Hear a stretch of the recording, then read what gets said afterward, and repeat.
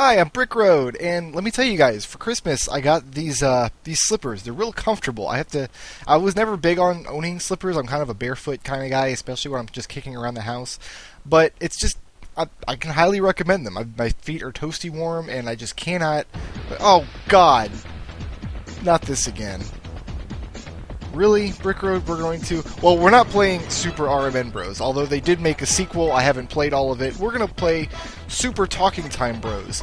A little bit of backstory. I did the Super RMN Bros Let's Play. It was like 863 videos, and it was all horrible. And the guys were like, Brickroad, that was really awful. We could do way better. And so they did. It's way, way better. This game is totally cool. It's very, very fun. I'm going to put a download link, and you should all play it. There are like 2 or 3 bad levels in this entire game, and I would just love to be able to walk you guys through it. So I'm going to do a full clear.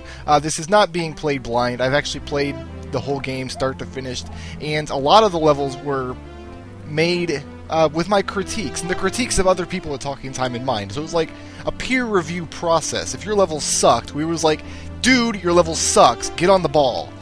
And then you had to go and fix it. So we're going to go into World 1 here, Flapjack Fields.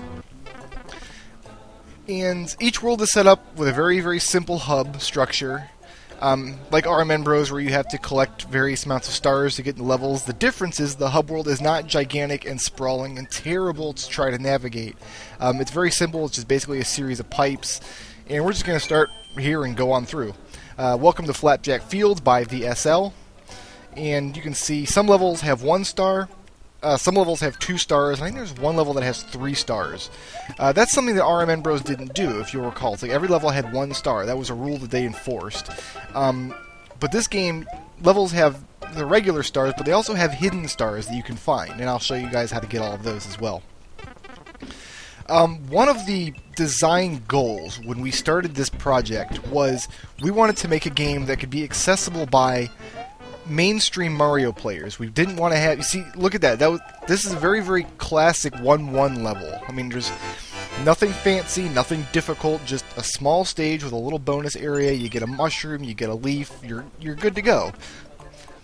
So I enjoyed that part. And here is Paracaribo's New Shoes by Zaidyer.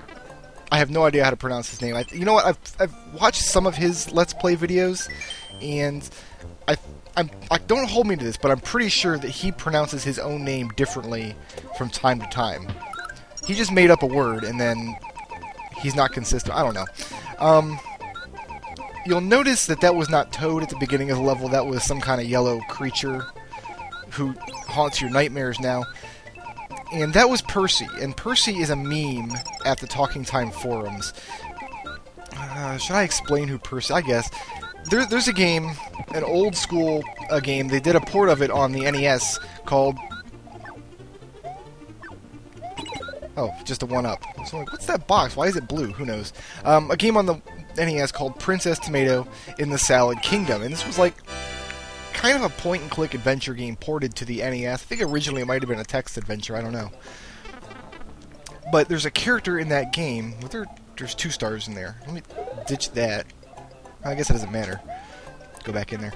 There's a character in the game named Percy, and Percy is like your little sidekick buddy. And he calls you boss. That's why every Percy in the game says, hey, boss. And the whole point in this crazy Salad Kingdom game is that Percy is the most irritating sidekick in history. Like, you have an inventory, okay, in this game. Just like in every other adventure game you've ever played, you pick up pretty much everything that's not nailed down and put it in your inventory. And in between scenes, the game removes all of the unnecessary... What does this say? Yes, locked doors. This sign says that sometimes stars are hidden behind locked doors. I think this is the only star in the game that's actually behind a locked door, though. I think Zaidyer probably had this idea like we would use locked doors a lot, but nobody did, I don't think. This is pretty much the only one. Anyway, Salad Kingdom. This game had a convention where it would take unnecessary items out of your inventory between scenes. And the way they explained this was that Percy was following you around, dropping your items. And he would just come up in between scenes and say, hey, boss! I dropped everything you were carrying! Isn't that cool? And you'd be like, no, Percy, you suck. That's not cool. So, at the Talking Time forums, there's this gentleman named Octoprime. Did Octoprime do a level for this? I don't remember now. There's the hidden star for this level. But anyway, he did a Let's Play of it. Just a regular vanilla-flavored screenshot Let's Play. It was hilarious. And Maple Syrup Road by Spoony Bard. Let's go. So, but we just like latched onto this Percy thing, and he became an in-joke. We did all these crazy photoshops of him. It's like now he's this nightmarish entity that haunts the Talking Time forums and all who dwell therein. So naturally, when we went to make our Mario game, the first thing someone did was take the Toad sprite and hack it so it would look like Percy instead. And that's Percy. It's a persimmon with this giant, terrible smile on his face, wearing Oshkosh Bagosh. This is the super happy fun slide. Whee! That is the second most fun slide in Super Talking Time Bros. I'm going to mention the game's title as I go on. I'm going to accidentally, before it's all said and done, I'm going to accidentally say Super RMN Bros. Watch. So this was, again, made in Super Mario Bros. X, but it was made with a newer version than RMN Bros. Was. And one of the things that they added was that ice flower, which I was going to demonstrate for you, but then I got hit like an idiot and lost it. And Trail of Coins, we're going down here. Yeehaw! They added a bunch of new power-ups. Some of them are very cool, like this ice flower, which freezes monsters. You can turn them into platforms, and you can kind of pick them up and throw them around if you want. And some of them are dumb, like there's a bullet bill gun that's kind of superfluous. It's like not really necessary in the game. It doesn't really add a lot. But there's still some strange holes in the power-ups that they chose to add. It's like, you remember in RMN Bros, or maybe you don't because you blocked it from your memory like I did, but there was no Invincibility Stars anywhere in the game, and that's because the editor that they used to build these levels does not have Invincibility Stars. Is that the only star in there? Yeah. So, an enemy approaches by the giant head.